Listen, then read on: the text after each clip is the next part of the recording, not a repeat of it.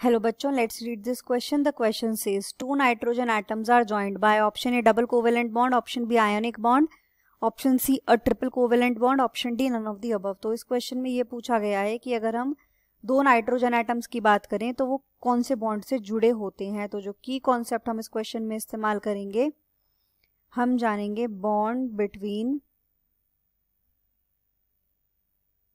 To nitrogen atoms. तो nitrogen जो है बहुत ही अबंडेंट इन एटमॉस्फेयर ये वाला एलिमेंट होता है. ये हमें मॉलिक्यूलर फॉर्म में मिलता है एज N2. तो N2 क्या है? N2 हो गई नाइट्रोजन की मॉलिक्यूलर फॉर्म.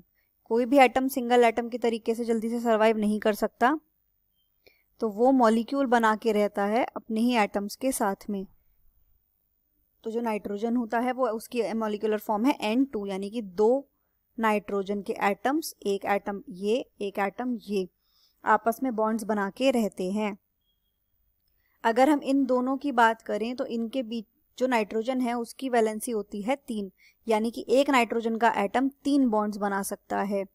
तो अगर दोनों को ही यहाँ पर 3 बॉन्ड्स बनाने हैं, इसको भी 3 बनाने हैं, इसको भी 3 बनाने हैं, तो दोनों एटम्स आपस में 3 बॉन्ड्स बना लेंगे. राइट. तो ये होता है हमारा कोवेलेंट बॉन्ड. इस तरीके के बॉन्ड को बोला जाता है कोवेलेंट बॉन्ड, जो सहमति से बनता है, कोवेलेंट बॉन्ड.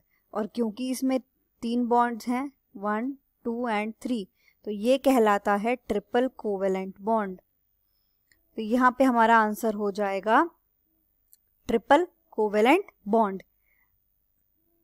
नाइट्रोजन के दो एटम्स आपस में ट्रिपल कोवेलेंट बॉन्ड से जुड़े हुए होते हैं. यहाँ पर ऑप्शन ए दिया हुआ है डबल कोवेलेंट बॉन्ड, तो ये गलत है, क्योंकि डबल कोवेलेंट बॉन्ड वो एटम्स बनाएंगे जिनमें वैलेंसी 2 होगी, नाइट्रोजन की होती है 3.